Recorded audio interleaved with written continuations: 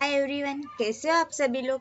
I hope आप लोग अच्छे होंगे। स्वागत है आप सभी का एक बार फिर आपके अपने यूट्यूब चैनल क्रिएटिव कोडर्स में।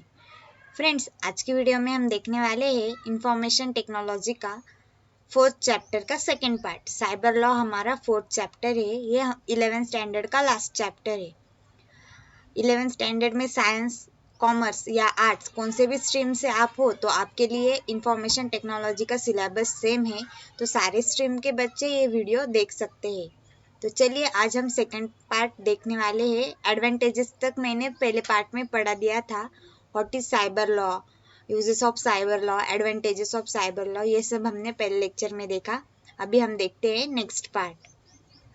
आज हम देखने वाले ethics and morals. Cyber law के कुछ इथिक्स एंड मॉरल्स होते हैं, उसके बारे में आज हम पढ़ाई करने वाले हैं। इथिक्स मतलब क्या होता है? Ethics also called moral philosophy is the discipline concentrated with what is morally good and bad, right or wrong। मतलब इथिक्स मतलब क्या होता है कि मॉरल रहता है वो फिलोसॉफिकली गुड या बैड या फिर राइट और रॉन्ग। अभी हमको बचपन में सिखाया जाता है कि ये नहीं करना चाहिए, ये करना चाहिए, ये गलत है, ये सही है। तो उसे हम इथिक्स कहते हैं कि हम जो भी कुछ करते हैं वो करेक्ट है या रॉन्ग है, ये हमें खुद से डिसाइड करना होता है। तो वो उस पर्सन के इथिक्स होते हैं। कुछ चीज़ें कुछ लोगों के लिए सही होती है, लेकिन वो कुछ लोगों के लिए गलत भी साबित होती है। इसलिए हर एक पर्सन के इथिक्स होते हैं। वैसे ही साइबर लॉ के कुछ इथिक्स होते हैं। तो यहाँ पे उन्होंने दिया है, ये इथिक्स की डेफिनेशन है। एमसीक्यू में या फिर वन लाइन वर्ड में ये आपको आ सकता है। तो इथिक्स की डेफिनेशन आप अच्छे से लर्न कर लेना। उसके बाद है morals, the standard of behaviour, principal of right and wrong behaviour. Morals मतलब अ स्टैंडर्ड ऑफ बिहेवियर, आपको कैसे वर्क करना चाहिए। ये हमें बचपन में सिखाते कि एक ये करो, ये मत करो। तो वो हमारा बिहेवियर कैसा होना चाहिए हमें बचपन से सिखाते, तो वो हमें एक शिक्षा दी जाती है, तो उसे मॉरल्स कहते हैं। तो स्टैंडर्ड ऑफ बिहेवियर मतलब morals, principle of right and wrong behaviour. Thus morals are dictated by society, culture or religion, while ethics are chosen by the person himself। तो जो कुछ मॉरल्स होते हैं वो हम कहाँ रहते हैं, हमारा कल्चर कैसा है, हम कौन से सोसाइटी में रहते हैं, इन सब पे डिपेंड करता है। और जो इथिक्स होते हैं वो पर्सन को खुद से चूज करने होते हैं। ये मैं आप लोगों को एक पर्सन के साथ कोरिलेट करके बता रही हूँ, तो आप लोगों को ज़्यादा अच्छा समझ में आएगा। Which governs his life. तो हमने देखा कि रिलीजियस, सोसाइटी या कल्चर पे मॉरल्स डिपेंड होते हैं, लेकिन ethics are chosen by person himself which is governs his life. This chapter introduce to do's and don'ts of cyber world. तो ये दोनों चीज़ें मतलब इथिक्स एंड मॉरल हमें साइबर वर्ल्ड में कनेक्ट करनी है। तो आप इन दोनों को समझने के लिए खुद को as a person ethics and moral के साथ कंपेयर करना, तो आपको साइबर लॉ मतलब साइबर वर्ल्ड के बारे में इथिक्स एंड मॉरल्स समझ में आ जाएंगे। नेक्स्ट है हमारे साइबर क्राइम। तो अभी इथिक्स और मॉरल तो हो गए, अभी हमने साइबर लॉ क्यों बनाए? क्योंकि कुछ साइबर क्राइम होने लगे थे, इसलिए हमने साइबर लॉ बनाए। अभी क्या क्या साइबर लॉ बनाने की ज़रूरत क्यों पड़ी अलग अलग हमें, तो क्या क्या साइबर क्राइम हो रहे थे वो हम देखेंगे। Computer crime is alternatively referred as a cyber crime. E crime मतलब इलेक्ट्रॉनिक क्राइम और हाईटेक क्राइम। तो इसके ये डिफरेंट डिफरेंट नेम्स है। तो आप लोग ये सारे नाम याद से एक नोटबुक में लिखना। आपको कहाँ भी ओरल हो या फिर प्रैक्टिकल में, एमसीक्यू में कहीं भी आ सकता है। Computer crime, it's called as a cyber crime, e-crime or high-tech crime। Computer crime is an act performed by a knowledgeable computer user, sometimes referred as a hacker, who illegally browse or steals a company's or individual's private information। तो जिसको computer की knowledge होती है वो ये सब cyber crime कर सकता है, उसे हम हैकर भी कहते हैं। वो क्या करता है, इलीगल वे से कंपनी का या फिर इंडिविजुअल पर्सन का डेटा हैक करता है तो उसे हैकर कहते हैं। इलीगल क्यों? क्योंकि अगर आपको किसी के साथ आपका डेटा शेयर करना है तो आप उसको खुद से बताएंगे पासवर्ड, या फिर आप खुद उसको इन्फॉर्मेशन देंगे। लेकिन अगर आपको किसी को इन्फॉर्मेशन नहीं देनी, वो आपकी पर्सनल या कंपनी के प्राइवेट डेटा है, लेकिन थर्ड पार्टी ने उसे आपसे चुरा लिया तो उसे इलीगली कहते हैं। तो ये सारे क्राइम कौन करता है? साइबर क्राइम के अंडर एक हैकर कर सकता है। इसका पहला पार्ट मैंने पहले अपलोड करके रखा है, उसकी लिंक आप लोगों को डिस्क्रिप्शन बॉक्स में मिल जाएंगी। अगर आप लोग मेरे चैनल पे नए हैं या फिर अब तक मेरे चैनल को आप लोगों ने सब्सक्राइब नहीं किया है तो सबसे पहले जाके चैनल को सब्सक्राइब कीजिए ताकि आने वाले सारे वीडियो आपको तुरंत मिल सके। एंड बेल आइकन को प्रेस करना बिल्कुल भी मत भूलना ताकि आने वाले सारे वीडियो की नोटिफिकेशन आप लोगों तक आ सके। मैंने डिस्क्रिप्शन बॉक्स में इंस्टाग्राम के एंड टेलीग्राम के चैनल की लिंक भी दे दी है, तो आप वहाँ भी मुझे ज्वाइन हो सकते हैं। एंड मैंने first, second and third lesson पहले ही अपलोड करके रखा है, तो आप फोर्थ चैप्टर देखने से पहले वो तीनों लेसन पहले अच्छे से कर लेना। तो आप लोगों को वो भी कोडिंग पार्ट है HTML का, वो भी मैंने अच्छे से करके डाल दिया है। सारे प्रैक्टिकल्स परफॉर्म करके अलग से वीडियो बनाए हैं, हर एक प्रैक्टिकल का एक एक वीडियो मैंने डाला है, तो आप लोग वो भी देख लेना। अगर कुछ प्रॉब्लम हो तो आप मुझे कमेंट कर सकते हैं। अभी हम नेक्स्ट देखते हैं। इन सम केसेस दिस पर्सन और group of individuals may be malicious and destroy or otherwise corrupt the computer और डेटा फाइल्स। मतलब कभी कभी वो जो हैकर होते हैं वो एक सिंगल पर्सन भी हो सकता है या फिर ग्रुप ऑफ पीपल्स भी हो सकते हैं। तो वो क्या करते हैं, आपका डेटा करप्ट कर देते हैं। मतलब एक तो डिलीट कर देंगे या फिर कुछ डेटा में चेंजेस करके स्टोर कर देंगे, तो आपको आपकी फाइल्स करप्टेड मिलती है या फिर लॉस्ट हो जाती है। कोई कोई तो डिलीट भी कर देता है। डिस्ट्रॉय मतलब डिलीट, करप्ट मतलब कुछ चेंजेस हो जाते हैं, तो ये हमारे इंफॉर्मेशन के साथ वो हैकर्स लोग करते हैं। Cyber crimes can involve criminal activities that are traditional in nature such as theft, fraud, forgery, deformation and all which are subject to the Indian Penal Code। तो ये जो सब साइबर क्राइम है वो बाकी जो क्राइम रहते, अगर किसी के घर में चोरी हो गई या फिर कुछ किसी का किसने चुरा लिया, तो जो थेफ्ट या फ्रॉड ये सब केसेस लागू होते, वो साइबर क्राइम जो करते उन पर भी लागू होते। तो ऐसा कुछ अलग नहीं, अगर किसी ने आपके घर में चोरी की है तो उसे पुलिस पकड़ती है। तो वैसे ही साइबर का कुछ डेटा, आपकी इंफॉर्मेशन किसी ने आपका डेटा करप्ट किया है तो उसे भी साइबर लॉ के अंडर पुलिस पकड़ती है। तो ऐसे कुछ चेंजेस नहीं। अगर किसी के साथ आपको पता हो या फिर आपके साथ कुछ प्राइवेसी हैक हुई है, आपका कुछ डेटा लॉस हुआ है, तो आप साइबर पुलिस को इन्फॉर्म कीजिए। वो आपका डेटा रिट्राइव करने का ट्राई करेंगे एंड आपको जिसने भी ये किया है उसको वो पनिश करेंगे। पहले लोगों को इसके बारे में इंफॉर्मेशन नहीं रहती थी, इसलिए अब ये सिलेबस में इंक्लूड किया है ताकि आप लोगों को समझ में आ सके और अवेयरनेस स्प्रेड हो साइबर लॉस के बारे में। अभी यहाँ पे सम एग्जांपल्स दिए हैं आप लोगों को। Some example of cyber crime below is a list of different type of computer crimes. तो अभी हम देखेंगे कौन से टाइप के कंप्यूटर क्राइम्स होते हैं।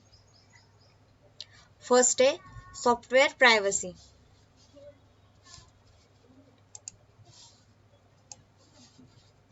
Software privacy is nothing but copyright violation of software created originally by an individual or an institute। मतलब अगर हमारे क्रिएटिव कोडर्स ने एक सॉफ्टवेयर बनाया और वो हमने नेट पे डाल दिया, अगर किसी ने वो सॉफ्टवेयर लिया और उसके नाम से पब्लिश कर दिया, तो ये क्या हो गया, हमारे सॉफ्टवेयर की प्राइवेसी हैक हो गई। मतलब हमने ओरिजिनली वो सॉफ्टवेयर बनाया था पर किसी ने उसके नाम से वो पब्लिश किया, तो जो ओरिजिनल पर्सन होता है उसको उसका, तो ये जो केस है ये भी साइबर क्राइम के अंडर आती है।